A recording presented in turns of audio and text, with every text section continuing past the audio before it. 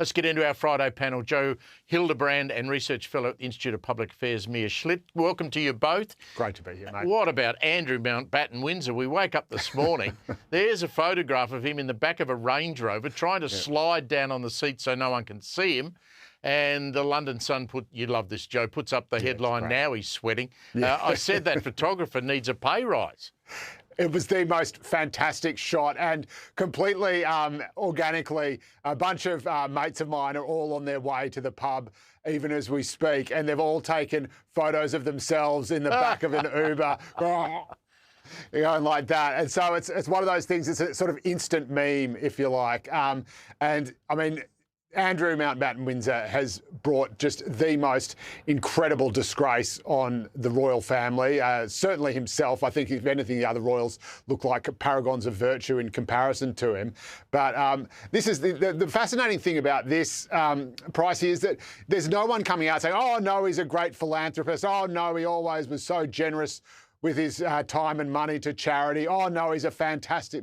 Like, every single thing that's come out just shows him as this kind of venal, money-grubbing, sort of pathetic person asking Epstein for favours to stay in his flat in Paris. And, of course, now offering up, allegedly, confidential UK government information to him to carry forward. I mean, this bloke is just, he's clearly a moron, but he's also a moron with absolutely no sense of any kind of public duty and any kind of guiding purpose except for his own self-enrichment, it would seem. And so I think a lot of people are very happy to see him in the back of that car. Absolutely, and his wife's not much better. No. Mia, I want to talk about this One Nation polling. I know how you keep an eye on all of this stuff.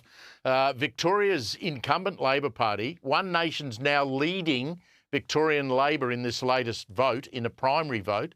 We've got 9 months to the election. Do you think that One Nation can hang on to that support, and how are they now going to turn it into seats, into people in Parliament? Well, certainly, Steve, it's going to be a very interesting thing to watch. I know, at the end of the day, polling doesn't necessarily mean votes, but certainly it does seem that One Nation does have the momentum behind them. And look, I'm a Victorian, and the sentiment there is that the disdain for both major parties is pretty prevalent. I mean, Labor is just plagued in scandal, including all of this nonsense with the CFMEU, where they've been found to basically funnel $15 billion into the back pockets of criminals. And then on top of that, we have a Liberal Party who hasn't really done anything about it for over a decade now. They've kind of sat there, and I'm still not really sure what their policies are. So there's plenty of very disgruntled Victorians who have said, look, I've got to vote, and it's not going to either of you. Joe, one of my theories here is that Labor will probably hang on to Jacinta Allen. They probably don't want to remove her 9 months out for an election, but they're looking at the same polls that we're looking at. She quite likely will lose that seat of hers in Bendigo East. So she doesn't win. Labor gets back with a smaller majority, maybe 2 or 3 seats, installs Ben Carroll, who's a bit more of a moderate, and they just go on their merry way. Yeah, look, I'm certainly far more of a Ben Carroll fan than a Jacinta Allen fan. I've got to say, I think we should take this poll with a fairly massive grain of salt. I don't think those numbers are credible. Roy Morgan does not have a good history of being accurate or reflecting. This came out the same week as a Resolve poll, found that One Nation support in Victoria was only about 11%, which puts it about neck and neck with the Greens. And that is still a huge result for One Nation. They got less than 1% at the last election. But, to sort of put out a poll that says they've gone from less than 1% at the last election, suddenly now they're at 26.5%. I just do not believe it. And that other Resolve poll did show a huge amount of volatility. It showed that support for the Libs, and Mia's right, a pox on both your houses, support for the Libs went from nearly 40%, about 39, and plummeted down to 30%. So that other poll is picking up on that volatility and that move away from the major parties. But, more than a quarter of the vote just suddenly appearing from One Nation in what is the most sort of structurally left-wing and progressive state in the country, I don't think is credible. And that's actually good news for the Liberal Party, because if One Nation outpolls the Liberal Party, then a whole bunch of Liberal preferences are going to flow back to Labor, and that will get them over the line.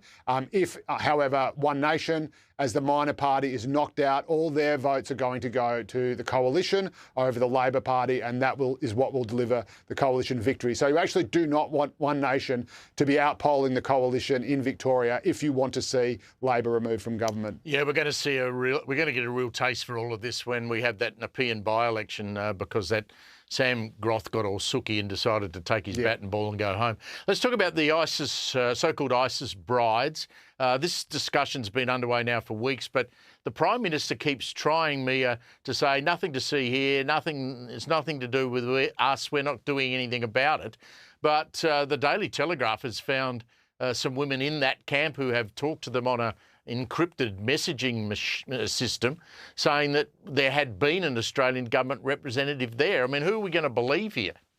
Yeah, this story to me is really, really quite astonishing. And we went through the same thing last year where the Albanese government was kind of caught in saying these half-truths. And the same thing's happening again. Albanese's playing with word salad and he thinks we can't see through it. Yes, he's saying, look, we're not going to repatriate them, but he's also not saying unequivocally, we will not let them into the country. And I think that's becoming pretty apparent as time goes on. And it is appalling. This country has been through a lot in the last 3 months.